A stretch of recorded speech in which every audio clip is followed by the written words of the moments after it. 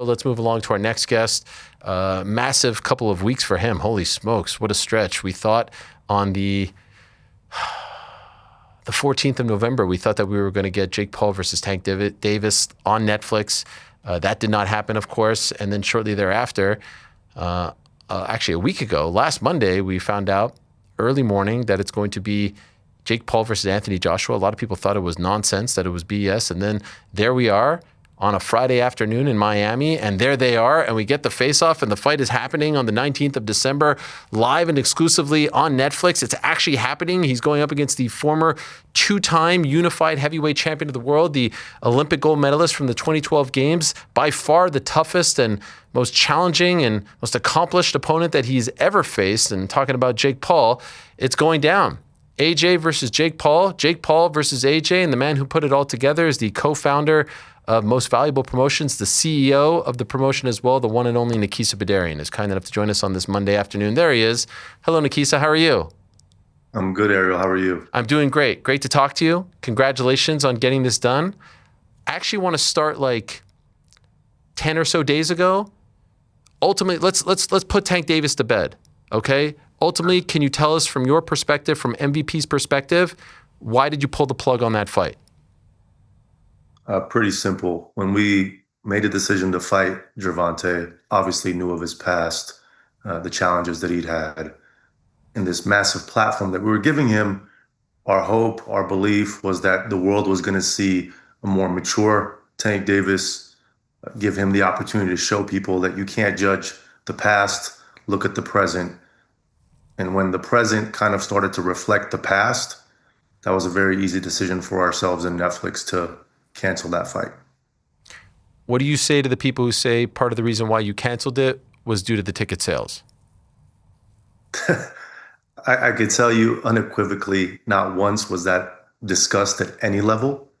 We're partners with Netflix, the biggest media company in the world. It takes a lot for them to ingest a live piece of content into their system. To make a decision of that magnitude would never be driven by ticket sales. If somebody says, oh, it must have been ticket sales, they're obviously not operating at the largest level. No promoter, no sports media IP drives the majority of their revenue from ticket sales. It's driven by the media rights revenue. So it was never contemplated. And we felt very good about where ticket sales were. We had reduced prices right around the time that we decided to not do the event. Miami is a late buying crowd. Anyone who lives in Miami can attest to, even in the days of LeBron James, it would be quiet until the third quarter. So we felt positive about the ticket sales. There was no discussion at any level around ticket sales aren't going great. Let's use this opportunity to cancel the event. Okay, so once you make that decision, Netflix is on board. Jake and you obviously want to try to fight by the end of the year. What's the game plan there? Who are you reaching out to? And ultimately, how do we get to AJ? I think, look, the number one driver of why I wanted to have an event in 2025 was not about Jake, was not about Netflix, was not about me or MVP, Jake and I. It was around all the other fighters. It was around the teams of Jake, the teams on MVP side, everyone who was looking forward to having this massive event in Q4 of 2025. So that's number one. Number two, we had multiple discussions with Netflix to see a list of opponents that they were in favor of, talk to Jake about what he was willing to do. And, Jake Paul being Jake Paul, he wanted to focus on the biggest, baddest names possible. That included Terrence Crawford. That included Ryan Garcia. That included Tommy Fury. That included Anthony Joshua. And we probably had, 30 or 40 names that we kind of reviewed. And I will say at least 12 or 13 names that agreed to do the fight, some within the 2-week period, actually. But from a Netflix perspective, they were very keen on Joshua. They were interested on Crawford. They were interested in Ryan Garcia as potential opponents for Jake Paul. They were interested in Tommy Fury at some level as well. And the one that Jake gravitated towards was Anthony Joshua. Once it became clear Ryan couldn't do the fight as well. Ryan was also something that he was interested in doing. And the deal came together mostly because Jake mentioned this as of March of this year, right? That's the first time he was on a podcast and said, I think I can beat Anthony Joshua. Everyone laughed. At the time, Eddie Hearn said this is another, media attention-seeking moment for Jake Paul. I made it clear then to Eddie and to the media, Jake was serious and we wanted to do it in 2026. We had further conversations with Matchroom in July of this year with the understanding that if Jake got through Tank Davis, and even though that was an exhibition, it was very much structured to be a real fight in every way, shape, and form, then we would look to make Jake versus Joshua in 2026. So that gave us a head start in terms of trying to come to an agreement with Matchroom and AJ, and we were able to get it done. I just want to ask about a couple of those names that you mentioned. Garcia's interesting because a day or so later, Oscar De La Hoya said he's a DAZN fighter. This ain't happening. And of course, we know there's no bigger DAZN name than Anthony Joshua. And so is it true that the DAZN component stopped that fight from happening? And if not, why didn't that fight happen? Yeah, look, ultimately, we work with the promoter that has the promotional rights of the athlete. They have to determine whether they are able to provide the services of that athlete or not. So from a Golden Boy perspective, I think you probably saw in the last week, they announced that somehow, and kudos to Oscar for getting it done, Ryan Garcia is fighting for another world championship in January or February. So I think they already had that plan in the pipeline. And I don't think anyone looked at Ryan Garcia fighting Jake Paul as a walk in the park for Ryan Garcia. On the AJ side, they've talked about they were planning to do a fight this year. And so it wasn't a big fight. So here was an opportunity to do a massive fight that wasn't expected for anyone involved. And Eddie was able to get his release from DAZN for this one fight. Terrence Crawford, it has been said, Jake said it, he said yes. Was it just a matter of he said yes, but he didn't want to fight in 2025 again? I think, look, they were very interested. They said, we want to do this. I think the timing didn't allow for us to get to an understanding and a structure that made sense for all parties. But it's something that we would like to pursue in 2026 for sure. Okay, and then the last name, of course, and I don't actually think you mentioned him yet, was Francis. Francis was the one who broke the news that you guys spoke and ultimately said, thanks, but no thanks. And so can I ask you about your side of that story? How did those conversations go? What was discussed and how did it end? Sure. Francis was one of those names where I was making calls to get a list together of potential opponents to discuss with Netflix. Jake has always said he would love to box Francis Ngannou, has never said he wants to get into a cage with Francis, but he views Francis as fairly one-dimensional as a boxer and thinks he'd have, a very good night at the office against Francis. So that was the logic of calling him, that Jake wanted to do it. Netflix hadn't said yes or no. And I think Francis's story is pretty accurate. He said he wasn't interested. It was, Jake wasn't on his level and he wouldn't want to do it. Were you surprised by that reaction? I was very surprised. And then in talking to Jake and his team and to others, my conclusion is Francis cannot afford to lose to Jake Paul, right? In boxing, because he's already been knocked out by Anthony Joshua. So if he wants to have any future opportunities in boxing, it certainly wouldn't serve him well to go in there against Jake Paul if he feels he can't destroy Jake Paul. And I have to honestly believe in Francis's heart of hearts, he knows Jake has been boxing for 5 years now as a professional. He is not a one-dimensional fighter, and it would be a difficult fight for him. Are you still? If it's beneath him or below him, it's kind of ironic that Jake is fighting Anthony Joshua, I guess. Yeah, of course, because the math doesn't really add up. And so I'm still interested in the fight, especially given this back and forth. Are you guys still interested in it? Like post AJ, regardless of what happens, I still feel like that's a big fight. Do you think you'll still have interest? If Jake beats Anthony Joshua, I don't think fighting Francis Ngannou is a big fight, right? So that's I guess going to be the determinant of it. Let's see what happens with Jake and AJ, and then go from there. Okay. Ultimately, like once you got to the point, okay, it's you guys in Matchroom, and obviously DAZN's involved. How difficult was it to get this deal done? Because it happened so quickly for such a big fight. Was it just like you guys worked really hard to make it happen, or was it actually as easy as it seemed from the outside?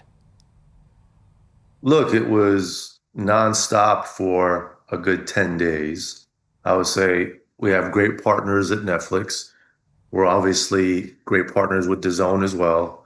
And I have to give Eddie Hearn credit, right? It comes down to the fighters. Jake wanted to do this and AJ wanted to do this, and Eddie delivered for AJ. If AJ had said, "Hey, I'm not interested," or maybe I need more money, that might have caused hurdles. But once there was an alignment between the two fighters that yes, we'll do this now, I think I got to give the props to Eddie Hearn. He delivered. We gave him our offer, a certain amount of money, and he was able to make it happen. Do you have any idea how significant this offer is for AJ? Like, do you think this is the most he's ever made in a fight? I don't think it's the most he's ever made in a fight, and I can't really speak to it. Yeah. That's a much better question for AJ or Eddie. But it's a great payday, of course. Anytime you fight Jake Paul, there's different, you know, spectrums of what great payday means. But anytime you fight Jake Paul, of course, you're going to get a great payday. Jake is the face of modern era boxing. How do you feel they're taking this challenge? I mean, I thought AJ, and we'll get to the presser in a moment, but overall he said all the right things. In all the media beforehand, where it's, essentially Eddie and Frank Smith speaking, it's like, hey, this will be a nice Christmas present, and then it's on to our big plans next year. Do you feel like they're taking this seriously, or do you think they're just showing up for the big payday and they think it's going to be another walk in the park? I think from a Joshua perspective, he's taking it extremely seriously. This is a do or die event for the future of his boxing as a professional, right? His legacy doesn't change. The chatter of, oh, if he's fighting Jake Paul, it impacts his legacy. Oh, what if he loses? It's over. No, he's an Olympic gold medalist, a two-time champion. No matter the outcome with Jake Paul, his legacy is solidified, and one of the most well-paid fighters in history as well, which is important. So I think, but AJ understands if he loses to Jake Paul, any future plans are severely, if not totally, impacted. So he's taking it very serious, and I think he wants to come out and make a statement. The last time we saw him in the ring, he was knocked out by Daniel Dubois. Imagine he knocks out Jake Paul and the amount of, virality and internet credibility that he will get through that. From an Eddie Hearn perspective, I just kind of find it humorous, right? It's almost like they're placating to Riyadh season to say, oh, the serious stuff is next year, or the big stuff. Definitely the big stuff is not next year, because this is the biggest fight. Whether you like it or not, this is bigger than anything that Anthony Joshua is going to do in February, I think is the timeline they've said. And outside of the UK, this is a much bigger fight globally than Joshua versus Fury. It's not even close. So this is the biggest fight. This is the biggest event. They can do whatever they want in 2026, and we look forward to cheering them on.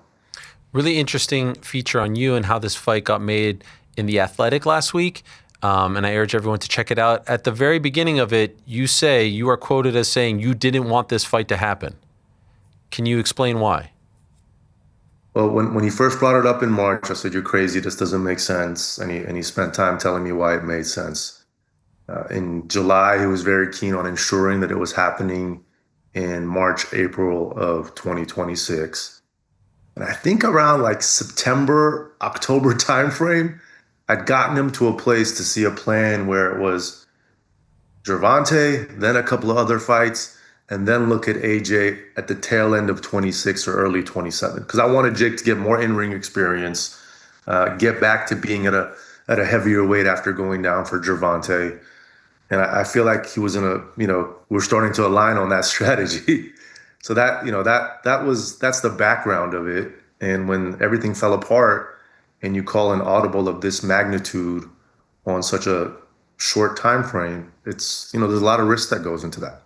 In that same article, Robert Smith, the head of the British Boxing Board of Control, and others have said this shouldn't be sanctioned. There's too big of a discrepancy in terms of experience. What is your response to those people? They're hypocrites. They're not focused on the real problems of boxing, which is having these journeymen and women who are effectively on a circuit of getting beat up and knocked out to give W's to up and coming prospects and contenders. I think in the UK, there's fighters that have 50, 60. Even I think I saw one that has 100 losses on their record. That's the real problem. People who are coming there to lose, literally having a couple of wins built up, coming in, getting knocked out. I made the example of one of Joshua's opponents. I think it was his 10th opponent. He got knocked out by Joshua and then got knocked out 7 more times right after Joshua. That's a guy who shouldn't have been sanctioned to fight Joshua to begin with, because everyone could see what was happening. Everyone knows what that process is. A lot of promoters do it. I guess I understand it, to their desire to build up records, but Jake has a massive amount of experience being on the biggest stages. Jake has the best team around him on a 24/7 basis. And Jake is coming in against Anthony Joshua to shock the world and win. He's not coming there to be a stat padding exercise for Anthony Joshua, which is what a lot of boxing is, and which the likes of the British Boxing Board of Control obviously are aware of. And so, as you know, with every announcement, there's all kinds of chatter. So I'm just asking you these things to address them once and for all. The talk that, hey, there's a wink, wink, handshake, hold them up for a few rounds, scripted, not like all this shit that comes up every single time Jake fights. What is your response to all of these accusations, these criticisms, all this stuff? I think it speaks to how incredibly impressive Jake Paul's accomplishments are, that no matter what event it is, even though he lost to Tommy Fury, split decision, many people thought Jake won. Even that one maybe was scripted, people would say, right? If you remember, my dear friend Mike Perry put out a script of how that fight was going to go and how Jake was going to beat Tommy Fury. And for people to say that these fighters are taking paydays, I guess Tommy Fury must be the one true noble athlete in the world, as you can see that by the conduct of his father, John Fury, that didn't take the massive payday to follow a script. The reality is it's absolutely ridiculous. It's illegal. It's a federal crime. In Jake's 13 fights to date, the only time there has ever been any variation of true professional boxing with the highest level of integrity is when he fought Mike Tyson. And that's when we agreed to 2-minute rounds instead of 3 for the benefit of Mike Tyson. And we agreed to 14-ounce gloves instead of 10 for the benefit of Mike Tyson. And both of those were clear, public, and we got the commission to agree to still make it a professional fight, which meant they could go at it 100% and it would show up on their records. And that's it. And so, to be clear, nothing of that sort going into this fight? Absolutely not, 100%. Categorically not. A week or a little over a week ago, after the UFC MSG card, Dana White was asked about this fight, and he essentially said off the top, wasn't aware of it, but yeah, I'll watch that one, and I think I and the rest of the world want to see Jake get obliterated. I'm paraphrasing here. I'm sure you saw the clip. What did you make of it from Dana? So I saw kind of three key things, and the last one is telling for the first one. But so the first thing I think he said was he wasn't aware of it. The second thing he said was a bad idea. And the third thing he said was, yeah, I'll watch it because everyone wants to see what's going to happen, and it's finally going to happen. So to be clear, there's obviously a clear distaste for Jake Paul when you're talking about, I want to see him get knocked out. But that's been well known, and I understand the dynamic that's been built over time. To say I wasn't aware of it is a blatant lie. Dana lies, on a frequent basis, so it doesn't surprise me. But I know for a fact TKO was aware of this event, of the discussions, of the conclusion, and that it was going to be announced. So that's a blatant lie. How do you know, by the way? I know people at TKO at various levels. It was a blatant lie. Okay. And to say, he's not Dana White pays attention to every single thing that Jake Paul does, whether he wants to admit it or not.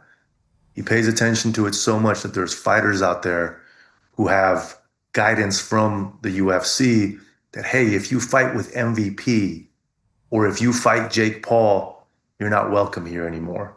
You can't come back and use the Performance Center, or you won't be considered for future fights. That's the reality of how deeply I don't know, angered they are, but what we've been able to do. It's very anti-competitive in many ways, from my perspective, but it's something that we've come to accept. So, but the notion of I wasn't aware of it, blatant lie. It's bad, I think he said, and I don't know what that means. That it's bad, as in, is it bad because it's not two world-class heavyweights? Is it bad because it's dangerous? That I'm not clear on. What I will say is it's a lot safer than, a slap contest where there's two people standing there in front of each other with zero defense, hitting each other as hard as they can to the face. Jake is going to be defending himself. Jake's going to be moving. So it's a lot safer, less bad than that. And then again, the last point comes back to, what everyone wants to see. I'm going to be watching. That just shows you the level of interest that he has in seeing the downfall of Jake Paul. By the way, as an aside, since we're talking about him, and also we spoke about Francis, last week on the Andrew Schultz show, Dana talked about an incident between him and Francis around the time that Francis fought Alistair Overeem and then fought Stipe for the first time in Boston for the belt. So about like 8 or so years ago. This is when you were at the company, and I'm just curious, rare to speak to someone who was there at the time. Did you know about this? Have you heard of this? Is there any validity to it? Listen, what I know is that Francis was always difficult to deal with because he wasn't a yes man. He wasn't just going to do what the company asked him to do. And at some level, you have to respect that. At the same time, trying to portray this negative image of a former athlete of your organization who is a prominent figure within your sport from a quote unquote like president or commissioner of a league, the most major organization within the sport, just speaks to Dana White from my perspective. So it's really not surprising to see, but ironic given who's actually saying these things about Francis Ngannou. Look in the mirror first, determine who you are before you start to talk so negatively about people that are fighters within the sport that you oversee effectively. Mm-hmm. All right, let's get to the presser. Friday, you're right there for the face-off that has now been much dissected and seen by many, many people. And, everyone's breaking down your reaction, Jake's reaction. What are you thinking when you see this? And now even when you're looking at it, 3 days later, there's a massive size discrepancy here. So if you notice at the start of the face-off, Jake is looking down at his chest. Yeah. Jake had said to me that he was going to motorboat him, or he was going to do this to his chest. And I said, Jake, I'm not sure that makes a lot of sense, man. Like, this is a pretty intense situation, but up to you. You obviously make your own call. So I think in that moment, he was actually like considering doing that. And then upon reflection, probably thought, okay, let me just look up versus doing this. That I think is what happened with Jake there. From my perspective, I was just looking at the size difference. I mean, it was pretty dramatic, right? 6'6" versus 6 foot / 6'1". But I thought they were both stoic. I was watching both of their eyes, and neither blinked once, which is pretty impressive to do for like a 20-second time period with that much concentration eye to eye. So it was pretty remarkable. And then when they faced forward, first Jake was looking at him, and then when Jake looked away, Joshua glanced at him. So yeah, a lot of amazing energy, and I think it's going to be another record-breaking night come December 19th in terms of viewership. We put the two recent face-offs side by side, the one with Tank, from a couple of months ago and this one, and it's literally the reverse. I mean, look at that. It's crazy. Jake's the big dog on the left. He's the small dog on the right. Does this give you any type of pause, any type of concern? I mean, it's by far the best opponent, by far the most accomplished, the biggest, the toughest, all that and more of his career. Listen, I've said this and I'll say it again. Jake has a better shot of looking good against Joshua than he did against Gervonta Davis from my perspective. Could he have knocked out Gervonta Davis at a higher probability than he's going to be able to knock out Joshua? Yes. But could Gervonta Davis have used his supreme boxing skill set, precision, speed, footwork, and made Jake look much more of a novice boxer than he is? I think so. I think with Joshua, Jake has a better chance of showing that he's actually come a long way as a boxer and demonstrating his capabilities and pulling off one of the greatest upsets in boxing history. So I've heard you say like you consider him almost like a son at this point. You're so close. Are you more nervous? Like I'll never forget being there, and AJ knocked out Francis, who had never been rocked or knocked down before, and he was out cold, and it was scary. Like his leg was twitching. Are you afraid of what could happen? I'm not saying you think it's going to happen, but there's obviously that possibility. AJ is still AJ at this point. Are you afraid of what could happen? I'm not afraid of Jake Paul getting knocked out. I don't want him to get knocked out. I care about him deeply, just like I'm sure his dad, Greg Paul, doesn't want him to get knocked out, right? So that, like, I do not want that to happen. I am not afraid of it. I am not going into it thinking it's not possible. It certainly is. And the reality is, those types of knockouts are not what leaves long-term damage. What leaves long-term damage is going 12 rounds toe to toe and taking repeated blows to the head over and over again, right? So this idea of, are you not afraid what could happen to Francis could happen to Jake Paul? That could happen to Jake Paul. That could happen to Anthony Joshua. It happened to Tyron Woodley, who was coming back on this card, right? It's happened to many boxers. It happened to Francis, and he came back into the PFL cage and had a spectacular performance. So that does not scare me, but there is the potential for it, absolutely. By the way, speaking of Woodley, who's going to be joining us in about 40 minutes, how did we end up with him, and what happened to Chris Weidman? Chris Weidman unfortunately had an injury. For him to kind of discuss what the injury was, but it was clear he couldn't make even the updated timing of December 19th. And, he asked if the fight could be rescheduled. As you can imagine, from an Anderson perspective and from an MVP perspective, we wanted him to stay on this card. And so we went through a process of identifying different opponents that he was okay with and Netflix was okay with. And we felt, were appealing. And I would say the ones that made sense most were concerned about the short term because they all respected Anderson as a fighter, as a boxer, how slick he is, how quick he is, right? How tricky he is. Tyron, to his credit, man, jumped on the opportunity. There you guys are in London. Yeah. Yeah. I hit him up on Sunday and I said to him, would you be interested? He said, maybe. Then I was flying to London to announce Jake versus Joshua. We met on Tuesday at, I think he called it a hookah lounge, but it's like a lounge restaurant that serves hookah, just to be clear. Okay. And we kind of agreed on terms over that dinner. You did tweet yesterday, or no, maybe it was a couple of days ago, something regarding the boxing and MMA media, and I just wanted to get some clarity. Seeing some of the tweets by boxing and MMA media today makes you realize a lot. What are you referring to here?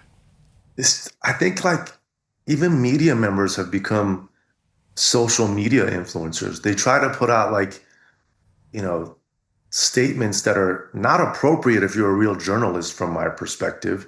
And even you play with the fans, but What are you trying to say? You lumping me with these schlubs here? What are you trying to say? my point is everyone is looking to put out content that engages. And so what happens is like when I see a Dan Rafael like LOL, this can't be real, blah blah. It's just like that would never be okay in the old world of traditional media, right? Or what's Brian's last name? Is it Campbell? Thomas? What's his name? Brian Campbell, yes. If you're talking about Campbell. CBS Sports? Guy who was so anti-UFC and Dana White in the past. Now I see him taking shots at like MVP or Jake Paul suddenly and saying stuff that just is very odd to me. So I just think it just shows you that true journalism with full integrity is being is becoming murky, right? Because people really want to be heard and seen and feel like they're getting engagement. I think the difference is, if I may, and I'm not defending them, I think the difference is like something like Twitter didn't exist, so you didn't get people's real-time thoughts. It was a lot more, package curated. It's on a newspaper, radio program, TV, and that's a gift and a curse. Sometimes we say too much. Sometimes we react too quickly. I wish, I could take a couple of them back as well.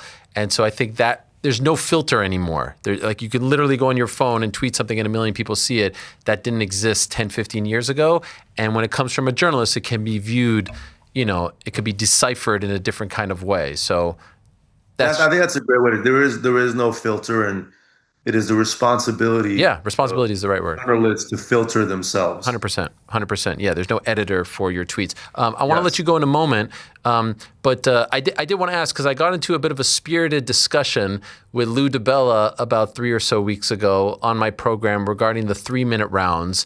And I asked him, like, why are you so, this is another guy on Twitter, with all due respect to Lou, very critical of this fight and of a lot of Jake Paul comings and goings. But in this particular case, he's talking about the 3-minute rounds and he's getting fired up. And obviously I know about the history with Amanda Serrano. I know about the history with Shanika Johnson. And I don't know if it's coming from a place of, personal business dealings or if he truly feels this way. Did you happen to see the stuff that he said regarding the 3 minutes, saying that it's virtue signaling, basically saying that he called it a civil rights movement and said it was all nonsense, that women shouldn't be fighting 3-minute rounds? So on Amanda, I can understand the frustration of, working with her for so many years and never being able to accomplish what we accomplished with her in a short amount of time. On Shanika Johnson, Lou DiBella still has a financial interest in her. And in terms of 3-minute rounds, I'm a big proponent for choice, right? It's not a civil rights activity, but I'm also a big proponent of creating great, compelling product. And the whole idea of 3-minute rounds is to allow the women to operate like the men do by not feeling rushed and allowing them to set up their shots and have more conclusive outcomes in the product. And it's up to a fighter to have that choice. If a female fighter against a fellow female fighter, two both same females, want to fight 3-minute rounds, as they do in the amateurs. Amateur boxing is 3-minute rounds. There should be nothing limiting them from doing so. I learned a lot of great things at the UFC from Lorenzo Fertitta.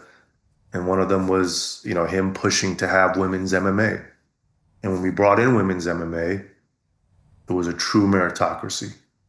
And every single female fighter had the same opportunity as the men. And then that went all the way to the rules, to the gloves, to the rounds. And that's what we want to make sure exists for women's boxing. And there are women who say, I prefer the 2-minute rounds. And we wholeheartedly support that at all times. But our passion and drive for it is to allow for choice, equality, and a better product. But if the belief is it's more dangerous, yes, every sport is more dangerous the longer you play it. And if we're really looking for safety for the sport, then there should be a push to make men's fights 10 2-minute rounds as well, because that will certainly reduce the amount of injuries that occur within men's boxing. Final prediction, December 19th. What are we going with? Biggest event of 2025, Jake Paul by decision. Okay, wow. What a scene. And then, of course, everyone will say that, he carried him and then it's great. It's like he's damned if he does, damned if he doesn't, right? Like, it's like he won't get the credit. That's the crazy thing. My take is, unless he gets obliterated in a round, no one's going to want to accept the result. And that's ultimately I think Joshua said it well, right? Like, Jake is not Francis Ngannou. You have to remember that. Francis Ngannou is not a boxer. He even started MMA later in life, as you know better than I do. Yes. But he's not a boxer. So Jake is going to be more elusive. He's not going to come straight forward looking to exchange with Anthony Joshua head on. And so, I fully expect it to go better than it did with Francis Ngannou. Absolutely. Can't wait. Feels infinitely bigger. I thought AJ was phenomenal on Friday, way more engaged and into it than Tank was a couple of months ago. Thought the moderator of the presser was way better. I mean, like everything. It was just kidding. I'm just kidding. Looking forward to it. Friday, December 19th. Yeah, that's right. It'll be an unbelievable night. The co-main with Alicia and Layla, 2 women to that 3-minute round point, doing 12-3 or 10-3s, 12-3, sorry, is going to be a true back and forth fight from my perspective. And you have Anderson Silva and Tyron Woodley, 2 MMA goats that both have fought Jake Paul, obviously, but I think they'll put on an amazing fight as well. And I know you're talking to Tyron today. Looking forward to that. Thank you, Nakisa. All the best. Good luck in this sprint to December 19th, less than a month away, believe it or not. So looking forward to it very much and appreciate the time. Thank you. Have a great one. There he is, Nakisa Bidarian, the co-founder of Most Valuable Promotions, CEO as well of the company, December 19th. And yes, there I was at the press conference on Friday. Beautiful Miami, Florida. I hate Miami's sports teams, but golly, do I love Miami. What a place. What a place. Nice little arena as well. And AJ was just phenomenal. I mean, the aura emanating off that guy, as the kids like to say. He's built like a Greek god, chiseled. Thanks for watching this video. Before you go, if you haven't already, hit that subscribe button for us. Also, give us a thumbs up, leave a nice comment. These things go a long way. And while you're here, do check out the rest of the channel. We've got live shows and full interviews, clips, and a whole lot more. We're doing big things here, and we appreciate your support very much.